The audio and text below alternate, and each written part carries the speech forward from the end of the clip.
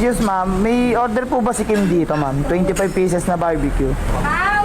Ano yan nakasabit na yan? Kwenta to. Alas 3 to. Tapos na to. 25 pieces daw po eh.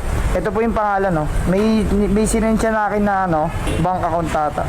Ito po, pa-check po.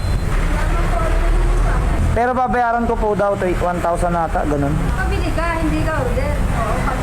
Okay. Kala ko po kasi umorder na siya. Kasi binook niya.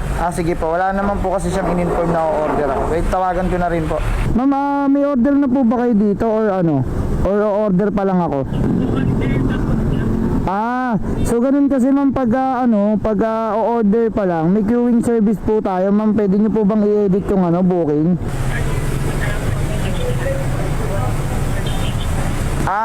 Isisend niyo po sa kasi nagtataka ako bakit hindi nila alam na may order na Kim dito.